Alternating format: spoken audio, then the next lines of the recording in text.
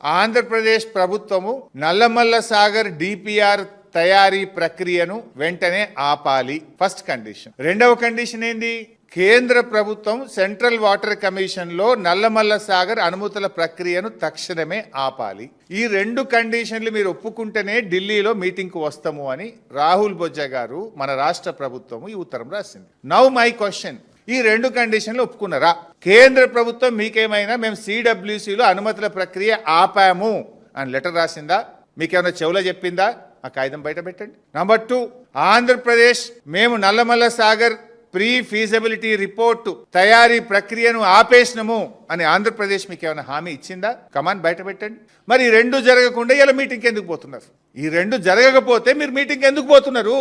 అంటే తెలంగాణ నీళ్లను ఆంధ్రాకు ధారా దత్తం చేయడానికి పోతున్నారా? రేవంత్ రెడ్డి గురు దక్షిణలో భాగంగా పోతున్నారా? తెలంగాణకు మరణ శాసనం రాయాలనుకుంటున్నారా? ఇది తెలంగాణ తెచ్చిన పార్టీ, తెలంగాణ కోసం పోరాడిన పార్టీ, తెలంగాణ హక్కులకు అన్యాయం జరుగుతుంటే ఒక్క క్షణం కూడా ఊరుకోని పార్టీ. ఊరుకోం గాక ఊరుకోం. We are the fighters.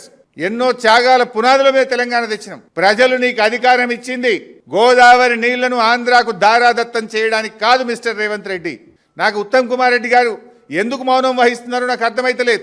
రేవంత్ రెడ్డికి గురుదక్షిణ ఉండొచ్చు, నువ్వెందుకు మౌనంగా ఉంటున్నావు? ఉత్తమ్ కుమార్ రెడ్డి గారు, ఈ ఉత్తరం నీ సెక్రటరీ నువ్వు రాసిందే కదా, నీ అప్రూవల్తోనే ఉత్తరం పోయింది కదా. మరి ఈ ఉత్తరం రాసిన నువ్వు ఎటువంటి హామీ లేకుండా, కేంద్రం నుంచి ఆంధ్రప్రదేశ్ నుంచి హామీ లేకుండా ఎందుకు పడి పరిగెత్తి ఢిల్లీ మీటింగ్ లో పాల్గొంటున్నారు? మేము ఒకటే సూటిగా డిమాండ్ చేస్తున్నాం. ఇవాళ నువ్వు చంద్రబాబుతో దోస్తీ కట్టి తెలంగాణకు తీరని అన్యాయం చేసేందుకు సిద్ధమైతే రేవంత్ రెడ్డి మేం చూస్తూ ఊరుకోము. తెలంగాణ నీటి హక్కులను కాలరాయడానికి ఆంధ్రప్రదేశ్ ఒత్తిడితో కేంద్ర ప్రభుత్వం నిర్వహిస్తున్న ఈ రోజు ఢిల్లీలో జరగనున్న సమావేశాన్ని బైకాట్ చేయాలని బీఆర్ఎస్ పార్టీ డిమాండ్ చేస్తుంది.